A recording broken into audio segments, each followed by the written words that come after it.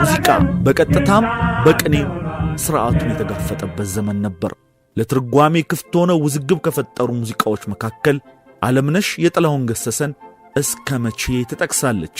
እስከ መቼ ባንቺ ባህር ይነዳለው አልቻልኩም አርሚ ብያለሁ አልቻልኩም አርሚ ብያለሁ እስከ መቼ ባንቺ ባህር ይነዳለው አልቻልኩም የሚለውን ዘፈን ለሴት የተዘፈነ ይመስላል እንጂ የንጉሱን ሥርዓት ለመቃወም ነው ተብሎ ደራሲው ሀጎስ አፈወርቅ እንዲያርመው ታዘዘ።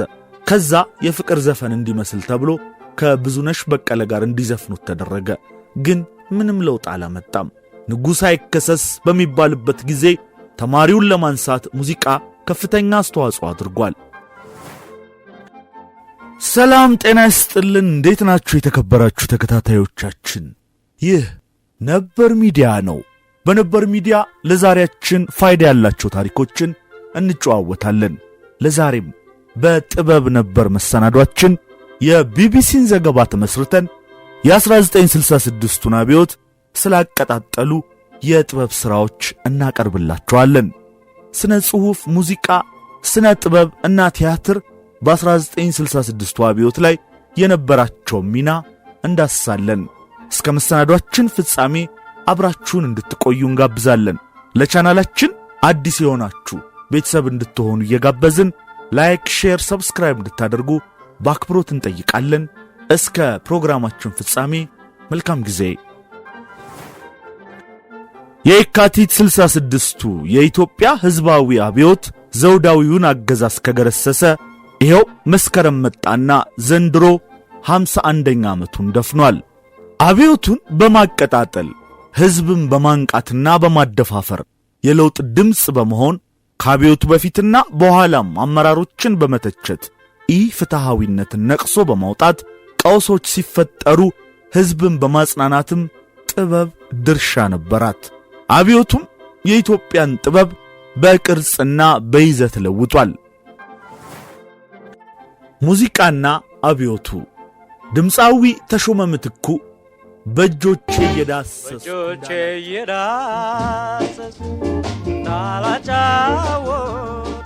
እያለ መድረክ ላይ ያቀነቅናል። ተማሪዎች ሙዚቃውን እየሰሙ ቢዝናኑም መስማት የፈለጉት ሙዚቃ ግን ሌላ ነው። የፈለጉት ሙዚቃ እንዲቀርብላቸው በፉጨትም በጭብጨባም ይገፋፋሉ። ተማሪዎቹ ድምፃዊውን ከመድረክ አላስወርዳሉት። እያመነታም ቢሆን የፈለጉትን ዘፈነላቸው። ፋኖት ሰማራ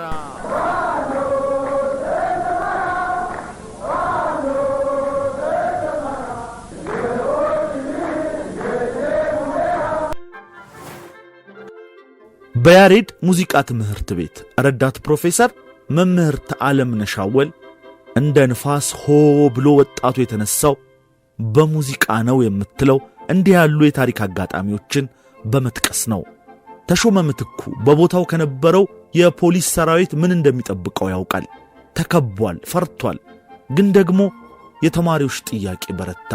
በጭብጨባ ከመድረክ አላስወርዳሉት። ፋኖ ተሰማራ እያለ ዘፈነ። ያኔ ሙዚቀኞች እንዲህ ያለ ነገር ሲያደርጉ የቤተ መንግሥቱ ዓይን ውስጥ ይገባሉ። አሳዳጃቸው ይበዛል። ተሾመም ከዛ በኋላ እንዳይሰራ ጫና በረታበት። የ1950ዎቹ መጨረሻና 1960ዎቹ የኢትዮጵያ ሙዚቃ እንደ ሌሎቹ የጥበብ ዘርፎች ሁሉ አብዮቱ ሳይነካው አላለፈም። ንጉሥ አይከሰስ በሚባልበት ጊዜ ተማሪውን ለማንሳት ሙዚቃ ከፍተኛ አስተዋጽኦ አድርጓል በማለት ነው ዓለምነሽ የምትገልጸው። ሙዚቃ በቀጥታም በቅኔም ስርዓቱን የተጋፈጠበት ዘመን ነበር። ለትርጓሜ ክፍት ሆነው ውዝግብ ከፈጠሩ ሙዚቃዎች መካከል ዓለምነሽ የጥላሁን ገሰሰን እስከ መቼ ትጠቅሳለች። እስከ መቼ ባንቺ ባህር ይነዳለው አልቻልኩም አርሚ ብያለሁ ሰለቸኝ መረረኝ የሚለውን ዘፈን ለሴት የተዘፈነ ይመስላል እንጂ የንጉሱን ሥርዓት ለመቃወም ነው ተብሎ ደራሲው ሀጎስ አፈወርቅ እንዲያርመው ታዘዘ። ከዛ የፍቅር ዘፈን እንዲመስል ተብሎ ከብዙነሽ በቀለ ጋር እንዲዘፍኑት ተደረገ። ግን ምንም ለውጥ አላመጣም። የፍትህ ጥያቄን ለማስተጋባትና ጭቁኖችን ለማነሳሳትም ሙዚቃዎች ተጽፈዋል። 1957 ዓ.ም ላይ የጦር ሰራዊቱ የደሞዝ ጭማሪ ጥያቄን ሲያነሳ ተስፋዬ አበበ አትበሳጭ የሚል ዘፈን ደርሷል። የዘፈነው ዓለማየሁ እሸቴ ነበር። የየየ ወሸኔ የዋኔ ጭፋሮ በእከክ መሰንቆ ውርደት እንጉርጉሮ በፎከት ዳንኪራ በስቃይ ከበሮ እዛ ፈላ ሞላ ላምናም ለዘንድሮ። ዓለምነሽ አብዮቱን የምትገልጸው ብዙ ሙዚቀኞችን ያገኘንበት ወቅት ለሙዚቃም ብዙ ብር የተከፈተበት በማለት ነው። ሙዚቃዊ ድራማዎችም ሕዝብን የማንቃትና የማነሳሳት ሚና ተጫውተዋል። አብዮቱን ያለ ሙዚቃ በፍጹም ማሰብ አይቻልም ስትል ነው መምህርቷ የምትገልጸው። በእሷ እይታ አብዮቱን ያነሳሳውም ያነቃቃውም ሙዚቃ ነው። ያለ ሙዚቃም አብዮት የለም። አንዳንዴም የተቃውሞ ይዘት የሌላቸው ዘፈኖች ራሱ ንጉሱን ለመቃወም ነው በሚል ዘፋኞቹ ይንገላቱ እንደነበር ትናገራለች። በአብዛኛው ግን የተቃውሞ ሙዚቃዎች ከጥግ እስከ ጥግ አስተጋብተዋል። ሙዚቃው ሕዝብ ተርቦ ንጉሱ ግን ውሻ ተንከባክቦ ያሳድጋሉ ብሎ ሲተች የተቀበለው ሁሉም አልነበረም። ምክንያቱም ንጉስን መንካት እንደ ወንጀል አሊያም እንደ ኃጢአት ስለሚቆጠር። በልጅነቴ ንጉሱ ከስልጣን ወረዱ የተባለ ጊዜ ሰዎች ሲያለቅሱ አስታውሳለሁ። እሳቸው ከሌሉ አገር አይሆንም ተብሎ ነበር የሚታሰበው። ሰማይ ምድሩ ግልብጥብጥ እንደሚልብን ነበር የሚታሰበው። ግን ንጉሱ ሳሉ አይደል ሰው እየተራበ የነበረው? ንጉሱ ልደታቸውን በድግስ ሲያከብሩ የወሎ ሕዝብ እየተራበ ነበር። ወጣቶች የመጨረሻ ትንፋሻችንን እስትንፋስ ብለው የተነሱትም ለዚህ ነው። ወጣቶች ለኢህአፓ ድጋፍ ወጥተው ፖሊስ ሲያሳድዳቸው የደበቁ ወጣቱን ተው አትቅበጡ ብለው የገሰጹም ነበሩ። ዋናው የአብዮቱ ማጠንጠኛ የነበረው መሬት ላራሹ በሙዚቃው ተስተጋብቷል። መሬት ላራሹ መሬት ላራሹ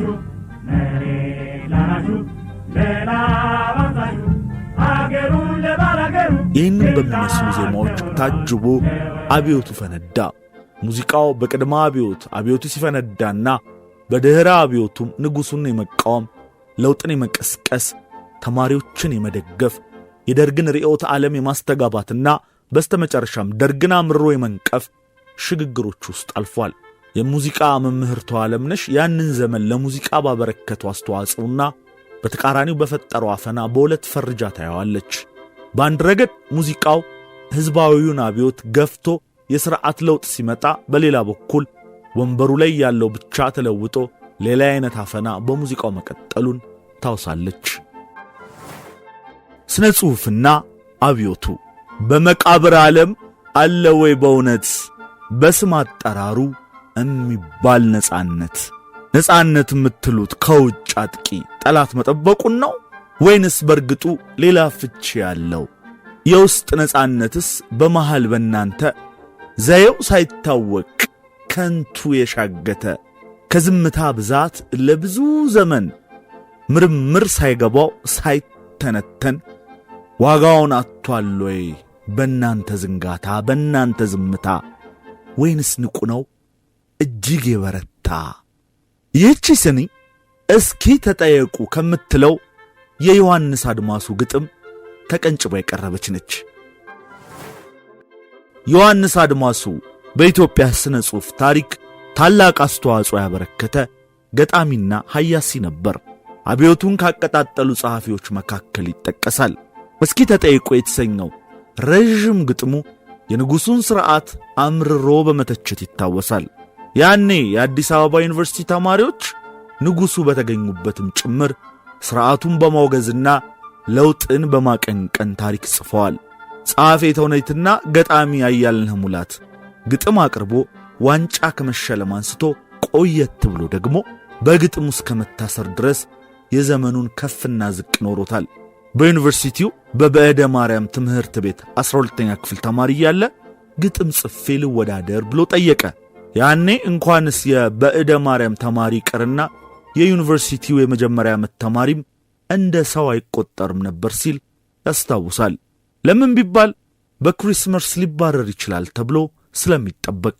አያልነህን አንተ ደግሞ ግጥም ትችላለህ ብለው ቢያጣጥሉትም እንደምንም አሳምኖ የትኛው ነው ልጅሽ የሚል ግጥም ጽፎ አስገባ። በዚህ ግጥሙ ተወዳድሮ ዋንጫ ተሸለመ። ከዚህ በኋላ በጻፋቸው ግጥሞችና ተውኔቶች ግን የጠበቀው ሽልማት ሳይሆን መታሰርና መደብደብ ነበር። በሦስት የኢትዮጵያ ሥርዓቶች ስነ ጽሑፍ ዋጋ አስከፍሎታል። በተማሪዎች እንቅስቃሴ ምክንያት ተደብድቤ፣ በደርግ ታስሬ፣ በኢህአዲግም ከመምህራን ጋር ተባርሬ ሲል ያስታውሳል። በቅድመ አብዮቱ በዋነኝነት የሚያነሳው ከተለያዩ የአፍሪካ ሀገራት የተውጣጡ ተማሪዎችን ንጉሡ ወደ ዩኒቨርሲቲ ሲያስገቡ ነው። ንጉሠ ነገሥቱ ጋናን ጨምሮ ከቅኝ ግዛት ነፃ ከወጡ ሀገራት ወደ 60 ተማሪዎች አምጥተው ዩኒቨርሲቲ ያስገቡ። ተማሪዎቹ ኢትዮጵያ ሲመጡ ባዩት መቀዛቀዝ ሳይገረሙ አልቀሩም። ምክንያቱም ያኔ ንጉሡ በተማሪዎች ይካቡና ይሞካሹ ነበር። ነፃነትን የሚያውቁ የቅኝ ግዛትን ችግር የተገነዘቡ ነበሩ። ዩኒቨርሲቲ ሲገቡ ምንም ነገር አላዩም። እንዲያውም ንጉሡ እየተጋበዙ ግጥም ይነበብላቸው፣ ለተማሪዎች ሽልማት ይሰጥ ነበር። ተማሪዎቹ እንዴ ኢትዮጵያ ያለው የተማሪ እንቅስቃሴ እንዴት የሞተ ነው አሉ ሲል አያልነህ ያስታውሳል። ወደ 1960ዎቹ ስንመጣ ግን ተማሪዎች ዋነኛ የንጉሡ ተቃዋሚና ተች ሆኑ። የገበሬውን ጥያቄ የሚያስተጋቡ የተማሪ ገጣሚዎች ተበራከቱ። ኃይለ ኢየሱስ ገብረ ዮሐንስ ገሞራው ሳይጠቀስ አይታለፍም። የገሞራው በረከተ መርገም ግጥም የተማሪዎች እንቅስቃሴ አቀጣጣይ ሆነው ከሚጠቀሱ አንዱ ነው። ያልተደረገውን ከጽንፍ እስከ አድማስ ጊዜን ጊዜ ገጭቶት ይወልደው ይመስል መዋቲውን መንፈስ ከቶ መመስረት በደል ለማጽደቂያ የውሸት ምክር ቤት በተስማምቻለው ለማድለብ ከሆነ የሰዎችን ሙክት ጮማ ለማያውጣው ከአኞ በስተቀር ልፋጭ ሊያበረክት አስበ ከሆነ እንዲያ ማድረግህ የሰው ልጅ ለማወክ መንጋ ማጎሪያውን ፓርላማ ነው ብለህ ለኛ ስላሳለፍክ የአንግሎ ሳክሶኑ ለፍዳዳው ዊልያም ዘርህ አይባረክ ከገሞራው በረከተ መርገም ግጥም የተቀነጨበች ነች። ዩኒቨርሲቲ ተገኝተው ግጥም አድምጠው ሸልመው የሄዱ የነበሩት ንጉሥ ተቀይመው ወደ ዩኒቨርሲቲ መሄድ አቆሙ። አያልነህ እንደሚያስታውሰው ለጃንሆይ የሚቀርቡ ግጥሞች ይገምገሙ ተብሎ እነ ፕሮፌሰር አለማየሁ ሞገስን የመሳሰሉ ባለሙያዎች ቢመደቡም የተቃውሞ ግጥሞችን ማስቆም አልተቻለም። እነ ነገደ ጎበዜ፣ እነ ተገኘ ተሻወርቅ፣ በቃ ምን ልበል በርካታ ተማሪዎች እንቅስቃሴ ጀመሩ። በግጥሞቻቸው የንጉሠ ነገሥቱን ሥርዓት ማውገዝና መሳደብ ጀመሩ። መሬት ላራሹ የሚሉ የፊውዳሊዝምን ጭቆና አምርረው የሚተቹ የሥነ ጽሑፍ ሥራዎች ተበራከቱ። የዳኛቸው ወርቁ እምቧበሉ ሰዎች የሕዝብን ስቃይ ነቅሰው ካወጡ ሥራዎች መካከል ይጠቀሳል። ምላሴን ተውልኝና ኢትዮጵያዊ ማን ነው ተጠቃሽ ሥራዎች ናቸው። መጨረሻ ላይ በእነዚህ ሥራዎች ነው ንጉሠ ነገሥቱ ተገልብጠው ደርግ ተንጠልጥሎ ስልጣን ላይ የወጣው ሲል አያልነህ ይገልጸዋል። የሥነ ጽሑፍ ሥራዎቹ የተማሪዎች ንቅናቄ አካልና አብዮቱን አቀጣጣይ ስለሆኑ ነው ተማሪዎቹ ማዕበል ጠሪ ወፍ በሚል የሚሞካሹት። ግን ደግሞ የዚህ እንቅስቃሴ አካል ከሆኑት ተማሪዎች እንዲሁም ጸሐፍት መካከል የተወሰኑት በአብዮቱ ተበልተዋል። ያነደዱት የአብዮት እሳት አቃጥሏቸዋል ሲል ነው የሚገልጻቸው። በልብ ወለዱ አቤ ጉበኛ፣ ሐዲስ ዓለማየሁና ሌሎችም በርካታ ጸሐፍትን እናገኛለን። አስበውበት ወይም ጉዳዩን አጢነው ጻፉት ለማለት ባንደፍርም ፊውዳሊዝምን ያጋለጠ ሥራ ፍቅር እስከ መቃብር ነው ይላል አያልነህ። የባላባቱን ሥርዓት በመገዳደርና አብዮተኛነትን በማቀጣጠል ረገድ ልንጠቅሰው እንችላለን።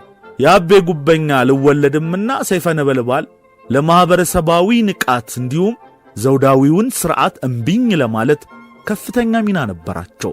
እነዚህ ሥራዎች ያውም የሳንሱር ቢላዋን አልፈው ነው ለሕዝቡ የደረሱት ሲል ይገልጻል። ሳንሱር ባይኖር ደግሞ ምን ይጽፍ ነበር? ካቀረበው ሥራ ላይ በሳንሱር ምን ተነሳበት? ምን ተፈቅዶለት ወጥቶ ነው ይህን ያለው? የተፈቀዱት ጽሑፎች እንኳን አገር ማናጋት ከቻሉ የጻፈው ሙሉም ቢወጣ ምን ይፈጠር ነበር? በማለት አያልነህ ይጠይቃል። እነዚህ ሥራዎች አቤን ለግዞት ቢያበቁትም የሕዝቡን ሮሮ አብሮ ተካፍሏል። ከወጣበት ማኅበረሰብ ሕይወቱን አጣምሮ ሥርዓቱን በጽኑ ተቃውሟል። ደራሲያኑ ሊደርስባቸው የሚችለውን ለመጋፈጥ ቆርጠው ጽሑፎቹን ለሕዝብ አበርክተዋል። ሥራቸው ዋጋ ያስከፈላቸውም ጥቂት አይደሉም። እነዚህን አብዮት አቀጣጣይ የሥነ ጽሑፍ ሥራዎች ሁሉም ወዷቸው አጣጥሟቸዋል ማለት ግን አይደለም። ችግሩ ያለው ዘውዳዊው ሥርዓት ጋር ሳይሆን ተቃዋሚ ተማሪዎች ጋር እንደሆነ በማመን ተማሪዎችን የነቀፉ ነበሩ። ምናልባትም ለዘመናት የዘለቀው የንጉሥ ፍራቻ የተማሪዎችን ተቃውሞ መልሰው እንዲቃወሙ ሳያደርግ አልቀረም። በተለይ በከተማ የተማሪዎች እንቅስቃሴ ሲደረግ ሁሉም ነዋሪ አልደገፈም። እንዲያውም ተማሪዎች በፖሊስ ሲደበደቡ በለው ይሄ ፉርኖ ያጠገበው ኬክ ያጠገበው በለው እያለ ሕዝቡ ከሥርዓቱ ጎን ቆሞ ይሳደብ ነበር ይላል አያልነህ። ይሄ የፈጠረው ጭንቀት የመንግሥቱ ለማን ባሻሸብር በአሜሪካ ግጥም እንዲሁም ያላቻ ጋብቻ ተውኔትን አጭሮ እንደ ትግል መቀስቀሻ መሳሪያ ውሏል። ምሁራን ወደ ገጠር እየሄዱ ሕዝቡን እንዲያነቁ ማድረግ የንቅናቄው አካል ነበር። አያልነህ አብዮቱን ያለ ሥነ ጽሑፍ ማሰብ አይቻልም ይላል። አብዮቱ የኢትዮጵያ ሥነ ጽሑፍን በተለይም በይዘትም የለወጠ ነበረ። አብዮቱን ያለ ሥነ ጽሑፍ ወይም ያለ ጥበብ ማሰብ አይቻልም። ጀግንነትን በማሞገስ አመራሩን በመደገፍ በመንቀፍም ሕዝቡን በማንቃትም ጥበብ ሚና ነበራት።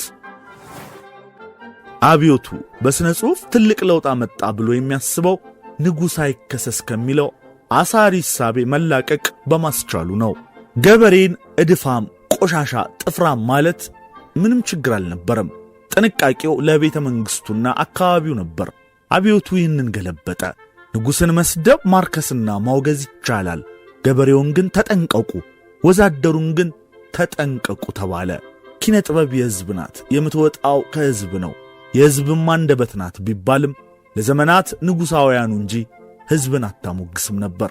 አብዮቱ ግን የገበሬውን፣ የሠራተኛውን፣ የድሃውን መደብ ነው መካብ ያለባችሁ ብሎ መጣ። መሬት ላራሹ ብላችሁ ዘምሩ ተባለ። መሬት ከፊውዳሉ ይውጣና ለገበሬው ይከፋፈል ተባለ። ይሄ በደራሲውና ህብረተሰቡ ትስስር የተፈጠረ ነው ሲል ነው አያልነህ የሚገልጸው። እነ መንግሥቱ ለማ፣ ሎሬት ጸጋዬ ገብረ መድኅን፣ ብርሃኑ ዘሪሁን፣ በዓሉ ግርማ ስለ ንጉሠ ነገሥቱ ይጨነቁ የነበሩ ሁሉ ስለ ገበሬው ማውራት ጀመሩ ይላል። የብርሃኑ ዘሪሁን ማዕበል እንዲሁም ሌሎችም ጸሐፊዎቹ ማጠንጠኛቸው የገበሬው ሕይወት ሆነ። ስለ ችግረኛው፣ ስለ ተራበው፣ መሬት ስላጣው ዘምሩ ሲባል ስነ ጽሑፉ፣ ሙዚቃው፣ ድራማው ነፃ ወጣ። በቃ ጥበብ ነፃ ወጣች ይላል አያልነህ ሙላት። ቲያትርና አብዮቱ። ጭሰኛው ባለቤቷ ራስ ቤት ታማ ተኝታ ጨንቆታል። የሚያደርገው ቢያጣ ብዙ ከብት የሚያረባው ከበርቴ ጋር ሄዶ ሚስቴ የሚላስ የሚቀመስ አጣች፣ እንደው ቅቤ ብታገኝ፣ እንደው ያንዷን ጥገት ወተት ቢሰጡኝ ብሎ ይማጸናል። ከበርቴው ይህን ሲሰማ እንደ ተናቀ ቆጠረው፣ ተቆጣ። ጉድ ፈላ፣ ደሃ በቅቤ በላ ብሎ ይተርታል። ከጭሰኛው ጋር ይጣላል። ጭሰኛውን እንዲያውም ርስቴን ለቀውጣ ይለዋል። ምስኪኑ ጭሰኛ በምጸት ቢገባው ላስረዳው 3 ክንድ ሌላ ርስት እንደሌለው ይላል።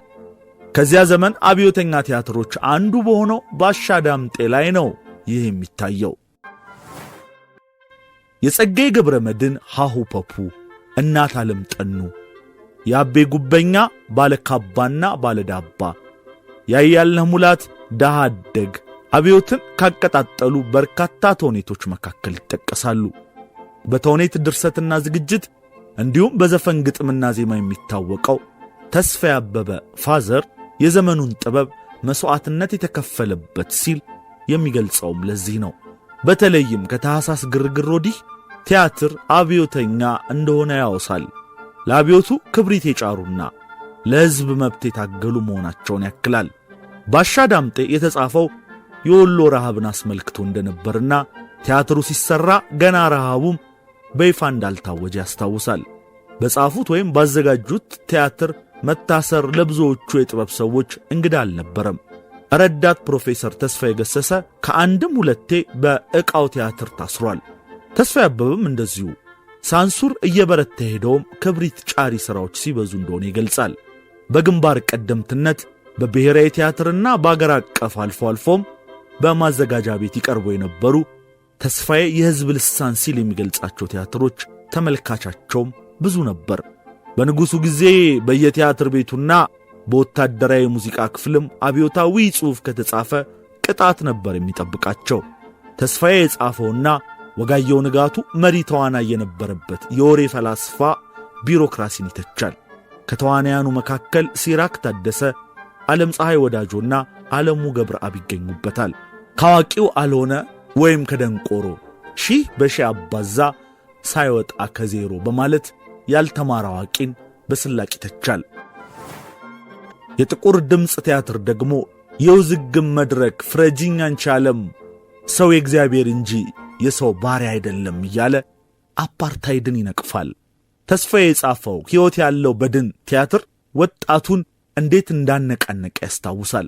ቲያትሩ ገዢውን መደብ ለመተቸት ነበር የተጻፈው። ጭሰኛ ባሪያ ተብሎ ሳይታወጅ ነው እኛ መድረክ ላይ ያወጅ ነው ሲል ይገልጸዋል። ሕይወት ያለው በድን ደግሞ ፊውዳሎችን ይኮንናል። እነዚህ ፊውዳሎች ድሆችን የማላይበት መነጽር ምን ነበር ሳይንቲስቶች ቢሰሩልኝ ሲሉ ይደመጣሉ። በዚህም ሕዝባዊ ቁጣና የለውጥ ጥያቄ ተቀስቅሷል። በኃይሉ እሸቴ ቆሻሻ ሞልቶ በጎዳና አላስኬድ ብሎኝ ሲቀረና ይብስ በሽታ ሳይፈጥር አረገዋል ወታደር አንድም ሳይቀር ሲል ያዜማው ገዢውን መደብ ለመሸንቆጥ ነው። የታህሳስ ግርግር ሰሞን የአዲስ አበባ ዩኒቨርሲቲ ተማሪዎች ተቃውሞ ሲወጡ የክብር ዘበኛ ኦርኬስትራ ከኋላቸው እየሄደ አትነሳም ወይ የአባት ጋሻ ተዋን ወረሰው እያለ ሲያበረታታ ተስፋዬ ያስታውሳል። ፈጥኖ ደራሹ በየተቃውሞው እየደረሰ በጭስ ይበትናቸዋል። እነሱም መልሰው መሬት ላራሹ እያሉ መፈክር ይዘው ተመልሰው አደባባይ ይገኛሉ። ተስፋዬ የሚገልጸው በጥበብ የተቀሰቀሰው ወጣት እየጋለ ሲሄድ አብዮቱ እየዳበረ ሄደ፣ ለውጤትም በቃ በማለት ነው። አገር ፍቅር የታየው ቀዩ ማጭድ ተስፋዬን ከጦር ሰራዊት ጋር ፊት ለፊት ያጋፈጠው ቲያትር ነበር። ያኔ ላባደር ማለት አይቻልም ነበር። ቲያትሩ ግን በቀጥታ ስለ ላባደር ያወራል። በተለይ የኢህአፓ ወገንተኛ የሆነ እየገባ ያየው ነበር። የቲያትሩን መታየት ተከትሎ በአዲስ ዘመን ጋዜጣ ላይ አቶ ተስፋዬና ቀዩ ማጭዳቸው ተብሎ ተጻፈ። ቀዩ ማጭድ ማለት የኢህአፓ ልሳን ማለት ነው። ከዚያ በኋላ ሰዎች የበለጠ ቲያትሩን ይመለከቱት ጀመረ። ታዲያ አንድ እሑድ ቀን ቲያትሩ ሲታይ ግቢውን ጦር ሰራዊት ወረረው። ግርማዊ መኮንን የወዛደር ልብስ ለብሶ ጠመንጃ ይዞ ይተውናል። ቆየት ብሎ ደግሞ የሲቪል ልብስ ለብሶ የቀበሌ ሊቀመንበር ሆኖ ይሰራል። ከአንዱ ገጸ ባህሪ ወደ ሌላው ለመቀየር ልብሱን ሊለውጥ ሲገባ ኢያፓ በዛ በኩል ስንጠብቅሽ በዚህ መጣሽ ብለው ወታደሮች በከስክስ ጫማ ደበደቡት። ተስፋዬ ጣልቃ ገብቶ አዳራሹ ተረብሾ የመንግሥት ንብረት የሆነ ወንበር ከሚሰባበር ለምን ሰው ሲወጣ አይፈተሽም ብሏቸው ቲያትሩ ቀጠለ። ተዋናዩ በድንጋጤ ቃለ ተውኔቱ ጠፍቶበት እንደምንም ጨረሱ። አብዮቱ ከፈነዳ በኋላ በአንድ በኩል ደርግ ፕሮፓጋንዳ የሚያስፋፋባቸው ተውኔቶች ሲሰሩ፣ በተቃራኒው የሥርዓቱን ጭቆናና የወጣቱን እልቂት የሚነቅፉ ቲያትሮችም ተበራክተዋል። እነዚህ ሥራዎች የጥበብ ባለሙያዎችን ለሞት፣ ለድብደባ፣ ለእስርና ለስደት የዳረጉም ነበሩ። ቲያትርን የማገድና ከመድረክ የማውረድ እርምጃም ይወሰድ ነበር። ስነ ጥበብና አብዮቱ። በቅድመ አብዮቱና በድኅረ አብዮቱም የሥነ ጥበብ ሚና እንደ ሌሎች የጥበብ አይነቶች ሰፊና ሕዝባዊ ከመሆን ይልቅ በሥነ ጥበቡ ክበብ ውስጥ ታጥሮ መቆየቱ ያመዝናል። ባለፈለገ ሰላም ስነ ጥበብ ትምህርት ቤት መምህርና የገብረ ክርስቶስ ደስታ ሚዚየም ዳይሬክተር የሆነው ሰዓሊና ቀራጺ ተባባሪ ፕሮፌሰር በቀለ መኮንን እንደሚለው ለዚህ ምክንያቱ የኢትዮጵያ ስነ ጥበብ ለዘመናት ሃይማኖታዊ መሆኑ ነው። እንደ ሙዚቃና ስነ ጽሑፍ ማኅበራዊ ሚና በመጫወት የዕለት ከዕለት ሕይወትን ከማሳየት ወይም አስፈላጊ ሆኖ ሲገኝ ፖለቲካዊ መሳሪያ ከመሆን ይልቅ ሃይማኖታዊ ሆኖ ለበርካታ ዓመታት ቆይቷል። በተለይም በኢትዮጵያ ኦርቶዶክስ ተዋሕዶ ገዳማትና አብያተ ክርስቲያናት ውስጥ ነበር ስነ ጥበብ ጎልቶ የሚታየው። ሃይማኖታዊ ይዘት ያለው ቬኔሬሽን አርት ከቤተ እምነት ወጣ ከተባለም የጦር ሜዳ ውሎን ለማሳየት ነበር የሚውለው።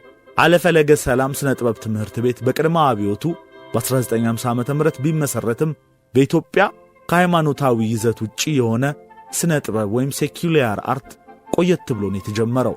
በቀለ ሲያስረዳ ስነ ጥበብ ለምን በዕለት ከዕለት ጉዳይ ውስጥ አልመጣም ስንል ሃይማኖት ቤት ውስጥ ማደጉን እንደ ምክንያት ልናነሳው እንችላለን ይላል።